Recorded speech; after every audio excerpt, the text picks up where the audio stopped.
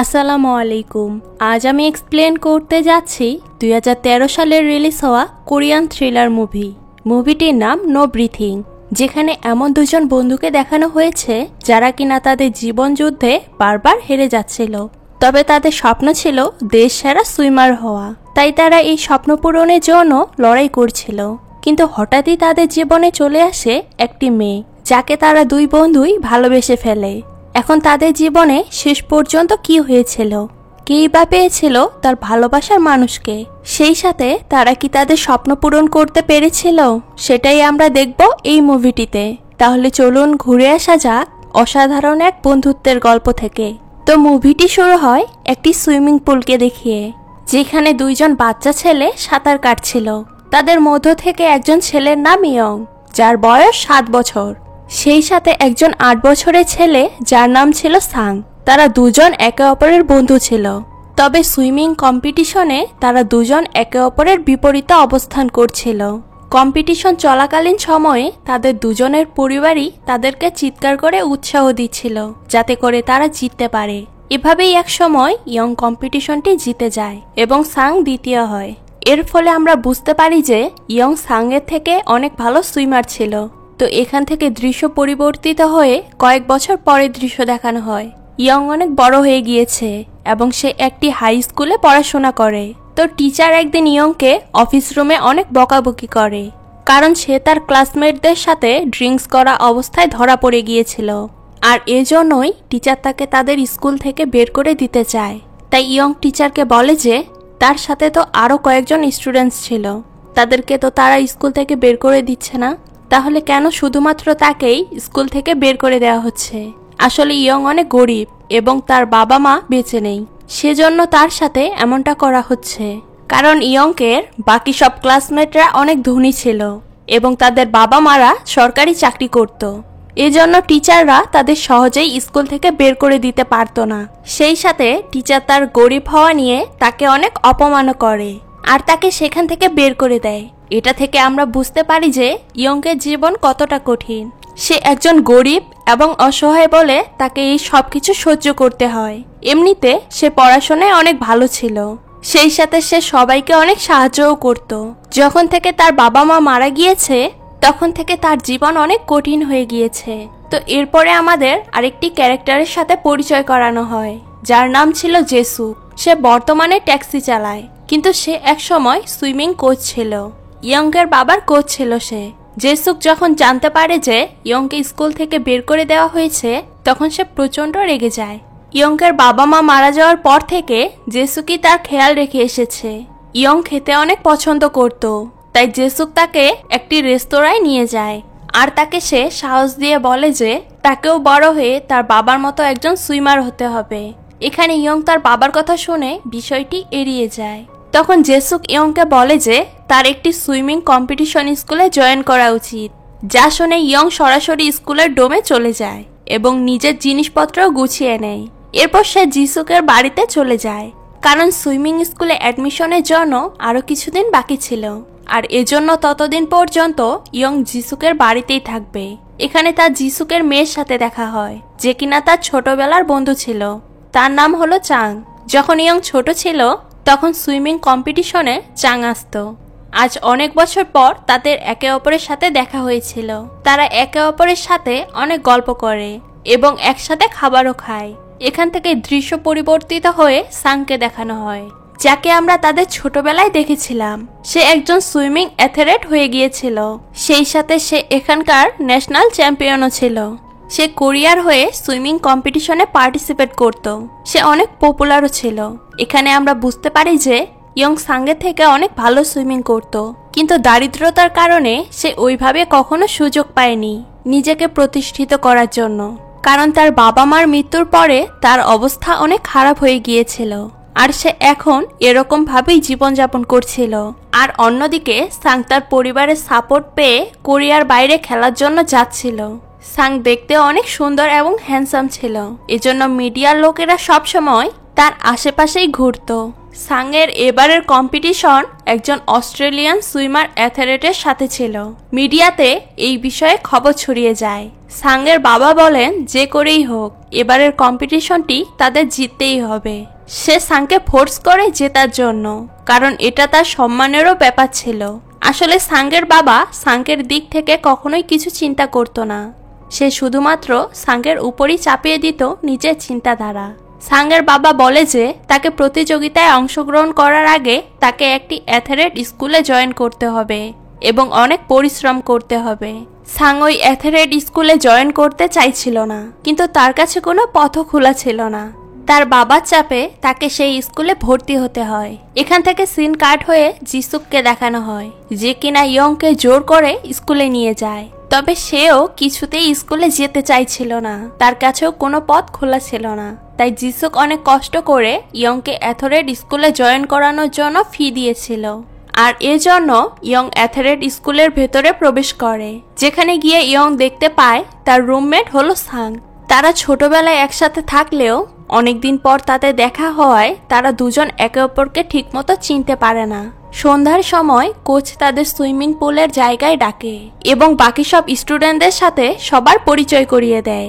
এখানে কোচ সাংকে দেখার সাথে সাথেই বুঝে যায় যে সে এইবারের ন্যাশনাল চ্যাম্পিয়ন। তো যাই হোক, কোচ এখন তাদেরকে ওয়ার্ম আপ করায়। তবে ইয়ং সুইমিং পুলের মধ্যে নামতে চায় না। এতে করে কোচ তাকে লাথি মেরে পুলের মধ্যে ফেলে দেয়।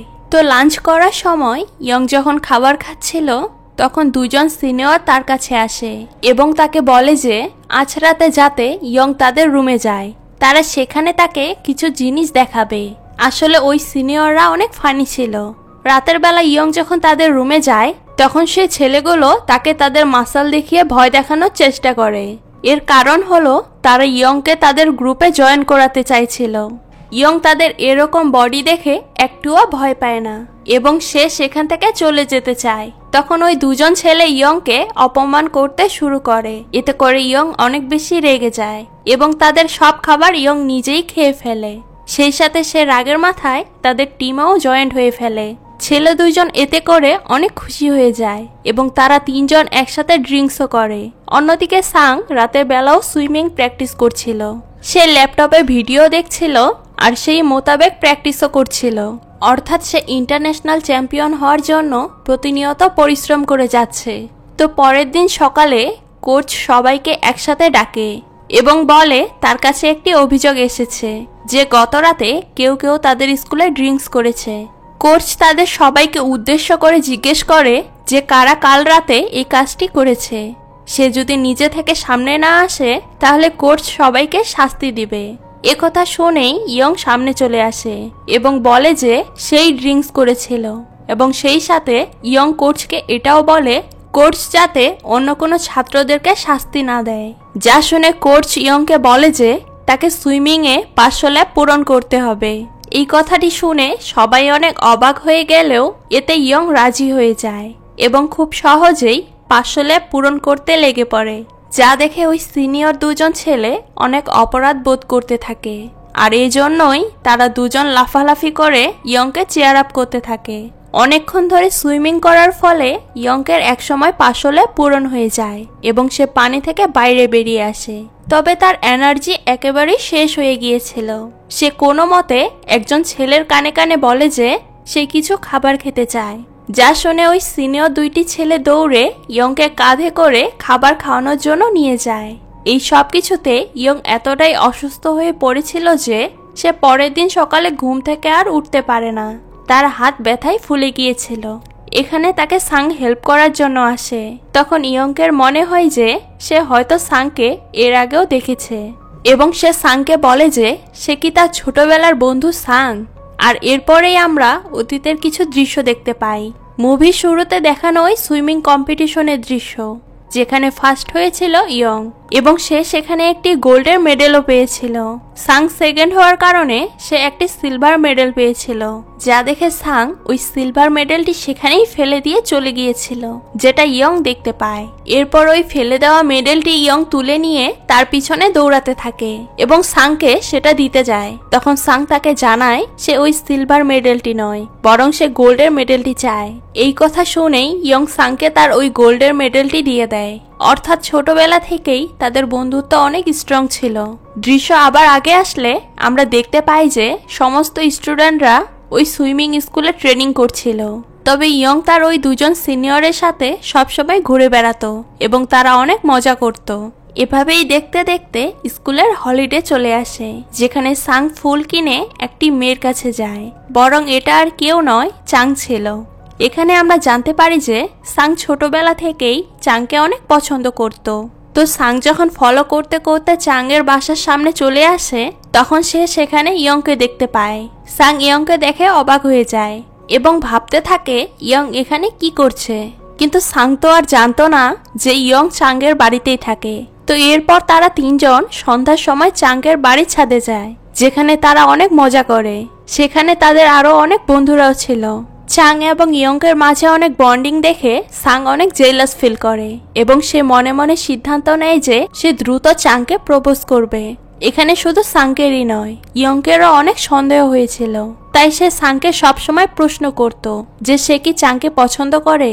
আসলে ইয়ংকো মনে মনে চাংকে ভালোবাসত, যেটা সে চাংকে বলার সাহস পাচ্ছিল না।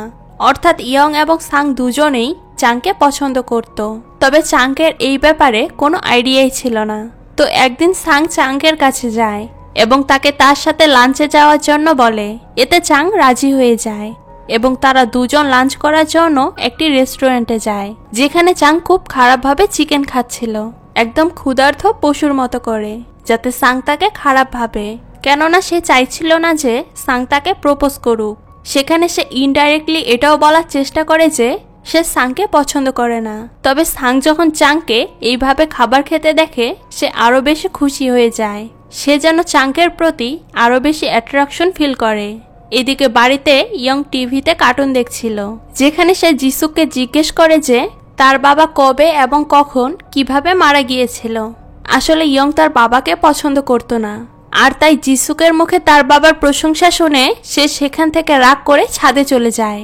আর ইয়ং সেই ছাদ থেকে নিচে তাকিয়ে দেখতে পায় যে চাং এবং সাং দুজন অনেক আনন্দ করতে করতে বাসার দিকে আসছে, যেটা দেখে তার বেশ খারাপ লাগে। এভাবেই বেশ কয়েকদিন পার হয়ে যায়, আর এর মধ্যেই সকল স্টুডেন্টসকে ফিলিপাইন নিয়ে যাওয়া হয় বাকি সব অ্যাথলেটদের সাথে কম্পিটিশন করার জন্য।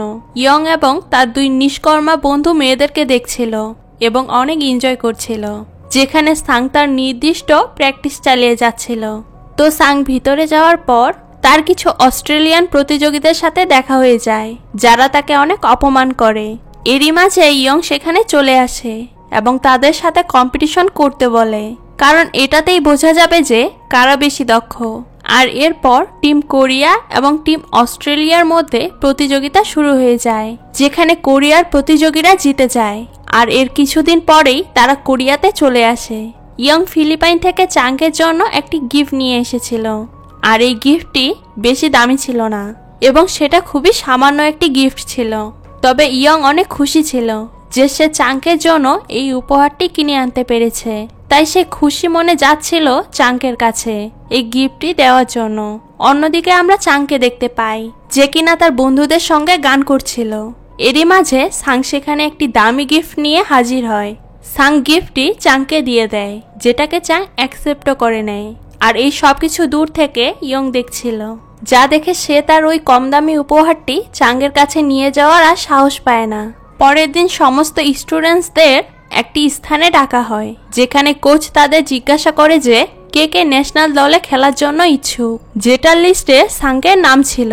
ইয়ংয়ের ওই দুইজন নিষ্কর্মা বন্ধুরও নাম ছিল, তবে ইয়ংয়ের নাম এসবের মাঝে ছিল না। এখন নাম সিলেক্ট হওয়ার পরে ওই দুইজন বন্ধুর মধ্যে একজন যখন লোকার রুমে যায়, তখন একটি ছেলে তার কাছে আসে এবং তাকে থ্রেট দেয় যাতে সে তার নাম সেখান থেকে তুলে নেয়। তার পরিবর্তে সে ছেলেটি যাতে তার নাম লিখিয়ে দিতে পারে। সে যখন তার কথায় রাজি হচ্ছিল না, তখন ইয়ংকের বন্ধুকে সেই ছেলেটি মেরে হাত পা ভেঙে দেয়। এখানে তার হাত ভেঙে যাওয়ার কারণে ইয়ংকের সেই বন্ধু কম্পিটিশন থেকে বাদ পড়ে যায়, আর এই জন্য সে স্কুল ছেড়েও চলে যায়। ইয়ং এবং তার আরেকটি বন্ধু যারা স্কুলে ছিল, তাদের এই ব্যাপারটি অনেক খারাপ লাগে, কারণ তারা জানতো এই কাজ কে করেছে। আর ওই কাজ যে করেছিল তার নাম হলো ওয়ার্ন। আর তারপরের দিন ওয়ার্ন যখন ইয়ং এবং তার বন্ধুর সামনে আসে, তখন ইয়ং নিজেকে আর কন্ট্রোল করতে পারে না। সে ওয়ার্নকে অনেক মারধর করে, যার ফলে ওয়ার্ন সেখানে জ্ঞান হারিয়ে ফেলে, যেহেতু ওয়ার্ন অনেক আহত হয়ে গিয়েছিল। আর এই মারপিটের কারণে ইয়ংকে আবারও সেই স্কুল থেকে বের করে দেওয়া হয়। আর তখন ইয়ং বাড়িতে ফেরত চলে আসে, যা দেখে এবার যিশুকে ধৈর্যের বাঁধ ভেঙে যায়। সে ফাইনালি এবার ইয়ংকে জানিয়ে দেয় যে তার বাবার মৃত্যু কিভাবে হয়েছিল। কম্পিটিশনে জেতার জন্য অন্য এক সুইমার তার মৃত্যুর কারণ হয়ে দাঁড়িয়েছিল। আর এর ফলে ইয়ং বুঝতে পারে যে আমাদের জীবনে এমন কিছু লোক আসে যাদের মাধ্যমে আমাদের জীবনে অনেক ক্ষতি হয়ে যায়, তাই এই সকল মানুষদেরকে জিততে দেওয়া উচিত নয়, প্রচেষ্টা চালিয়ে তাদেরকে হারিয়ে দেওয়া উচিত। এইসব কথা শুনে ইয়ং তার বাবার কবরের কাছে যায় এবং তাদের কষ্টের দিনের কথা মনে করতে থাকে। এদিকে সাংও জেনে যায় যে ইয়ংকের বাবার কিভাবে মৃত্যু হয়েছিল। সে জানতে পারে যে তার বাবার জন্যই আসলে ইয়ংকের বাবার মৃত্যু হয়েছিল, আর তার বাবার জন্যই ইয়ং এতদিন এত কষ্টের মধ্যে জীবন কাটাচ্ছিল। এই সব কিছু জেনে তারও অনেক খারাপ লাগে। এই জন্য সে একজন স্পোর্টসম্যানের সাথে দেখা করে এবং তার কাছ থেকে ইয়ংকের ব্যাপারে একটা ভিডিও কালেক্ট করে নেয়, যেটা অনেক বছরের পুরনো ছিল। এদিকে নিজের বাবার ব্যাপারে এত কিছু জেনে ইয়ংকের মন অনেক খারাপ ছিল। সে নিজেই নিজেকে রুমের মধ্যে বন্দি করে নেয়। এভাবেই 2 দিন পার হয়ে যায়। একদিন ইয়ংকের বাসার বাইরে তার দরজা নক করতে দেখা যায়। এতে করে ইয়ং অনেক বিরক্ত হয়ে যায় এবং বাইরে বের হয়ে আসে। আসলে বাইরে সান ছিল, যে কিনা দরজা ভাঙার চেষ্টা করছিল। এরপরে সাং ইয়ংকে তার বাবার ওই ভিডিওটি দেখায়। ওই ভিডিওটির মধ্যে ইয়ংকের বাবার ইন্টারভিউ ছিল। এখানে ইয়ংকের বাবা বলছিল যে ইয়ং একজন ভালো সুইমার এবং বলছিল সে তার ছেলের জন্য অনেক গর্ববোধ করে। তার ছেলে সবসময় কম্পিটিশনে ফার্স্ট আসবে। আর এইসব কথা শুনে ইয়ং তার বাবার জিনিসপত্র থেকে তার বাবার সুইমিং ক্যাপটি নিয়ে নেয়, যেটার পিছনে তার জন্য একটি ছোট্ট মেসেজ ছিল, যা পড়ে ইয়ং অনেক ইমোশনাল হয়ে যায়। তো সেখান থেকে ইয়ং আবার বাড়িতে ফেরত চলে আসে। সেখানে সাং তাকে একটি সুইমিং কম্পিটিশনের ফর্ম দেয়। এতে করে ইয়ং অনেক বেশি খুশি হয়ে যায়। এই সব কিছু দেখে যিশুক আবার ইয়ংকে ট্রেনিং শুরু করে দেয়। সে অনেক মন দিয়ে ট্রেনিং করে। এর সাথে বাকি প্রতিযোগীরাও অনেক ট্রেনিং করছিল, কারণ কিছুদিনের মধ্যেই কম্পিটিশন শুরু হয়ে যাবে। অন্যদিকে আমরা সাংকে দেখতে পাই, যে কিনা তার ধনী বাবার সাথে ডিনার করছিল। সেখানে ন্যাশনাল সুইমিং কম্পিটিশনের হেড অফিসারও বসেছিল। এখানে সাংকের বাবা সে কম্পিটিশনের হেডকে বলে যে তার ছেলেকে কোনো কম্পিটিশন ছাড়াই সিলেক্ট করে নেওয়ার জন্য। একথা শুনে সাং অনেক রেগে যায় এবং সে বলে সে ওইভাবে কোনো টিমে সিলেক্ট হতে চায় না। এতে করে সাংকের বাবা অনেক রেগে যায় এবং সে সাংকে বাড়িতে নিয়ে এসে অনেক মারধর করে এবং সে বলে তার সাহস কি করে হয় নিজের বাবার সাথে এইভাবে কথা বলতে। তাই সাং এখানে সরাসরি তার বাবার মুখের উপরে জানিয়ে দেয় যে সে সুইমিং কম্পিটিশন করবে না। এতে করে তার বাবার ইগো হার্ট হয় এবং সে সাংকে বৃষ্টির মধ্যে বাড়ি থেকে বের করে দেয়। সাং ভিজতে ভিজতে ইয়ংদের বাড়িতে এসে উপস্থিত হয়। বাইরে অনেক জোরে বৃষ্টি হচ্ছিল। ইয়ং তাকে বাড়ির ভিতরে নিয়ে যায় এবং তারা একসাথে শুয়ে পড়ে। এভাবেই কিছুদিন অতিবাহিত হয় এবং সেই কম্পিটিশনের দিনটি চলে আসে। এখানে ইয়ং তার বাবার সুইমিং কস্টিউমটি পরে এসেছিল।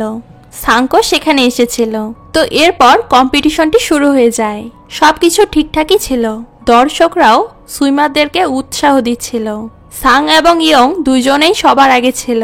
তাদের দুজনের মধ্যেই প্রথম হওয়ার প্রতিযোগিতা চলছিল। ইয়ং সাংয়ের থেকে কিছুটা এগিয়ে ছিল। ইয়ং সবশেষে তার সে আকর্ষণীয় টেকনিকটি ব্যবহার করে, যে টেকনিকটি তার বাবা তাকে শিখিয়েছিল। সাংও সেই একই টেকনিক ইউজ করে। সে ওই টেকনিকটি অনেক বছর ধরে প্র্যাকটিস করে আসছিল। এই টেকনিকের মাধ্যমে শ্বাসকে আটকিয়ে সামনের দিকে যেতে হয়। তারা দুজনেই সমানভাবে চেষ্টা করছিল একে অপরের থেকে আগে যাওয়ার জন্য। এখানে দেখে মনে হয় যে তারা দুজন একসাথেই ফিনিশিংয়ে পৌঁছেছে, কিন্তু আসলে এইরকমটি ছিল না। ইয়ং সাংকের থেকে 0.6 সেকেন্ড আগে ফিনিশিংয়ে পৌঁছেছিল, আর এই জন্যই তাকে প্রথম ঘোষণা করা হয়। চাং এবং সাংকের বাবাও সেখানে ছিল। আসলে অনেক দর্শকই সেখানে কম্পিটিশন দেখার জন্য এসেছিল। তারা এই সবকিছু দেখে অনেক খুশি হয়ে যায়। তো কম্পিটিশন শেষে সাং যখন সেখান থেকে বের হয় তখন সে অনেক বেশি খুশি ছিল, যেটা দেখে সাংকের বাবা তাকে বলে যে তুমি আগে যখন ফার্স্ট হতে তখন তোমার মুখে কোনো রকম হাসি থাকতো না, কিন্তু আজ তুমি সেকেন্ড হয়েছো। তাও তুমি এটা নিয়ে অনেক খুশি, যেটা তার বাবারও অনেক ভালো লাগে। আর তার বাবা তাকে ফ্যামিলি ডিনারের জন্য নিয়ে যেতে চায়। যেটা শুনে সাং অনেক ইমোশনাল হয়ে যায় আর তার বাবাকে জড়িয়ে ধরে। এরপরে সাং এবং ইয়ং একে অপরের অনেক ভালো বন্ধু হয়ে যায়। তো একদিন ইয়ং সাংকে বলে যে আমি কম্পিটিশনে জিতেছি, যার ফলে আমি চাংকের সাথে ডেট করতে চাই, যেটা পাশ থেকে চাংকো শুনে ফেলে। তো এরপর চাং তাদের দুজনকে বলে যে তোমরা দুজনই পাগল, আমি তোমাদের কাউকেই পছন্দ করি না, আমার তো বয়ফ্রেন্ড আছে। যেটা শুনে তারা দুজনই হতাশ হয়ে যায়। তো এরপর আমরা মুভির শেষে দেখতে পাই ইয়ং এবং সাং একসাথে কোরিয়ান সুইমিং কম্পিটিশনটি রিপ্রেজেন্ট করার জন্য যাচ্ছে ইন্টারন্যাশনাল সুইমিং কম্পিটিশনে। আর এই দৃশ্যটির মধ্য দিয়েই এই মুভিটি এখানেই শেষ হয়ে যায়। তো এই মুভিটি আপনাদের কাছে কেমন লেগেছে সেটা কিন্তু অবশ্যই কমেন্ট করে জানাবেন। আজকে এই পর্যন্তই, দেখা হচ্ছে নতুন কোনো ভিডিওতে। সেই পর্যন্ত সবাই ভালো থাকবেন। আল্লাহ হাফেজ।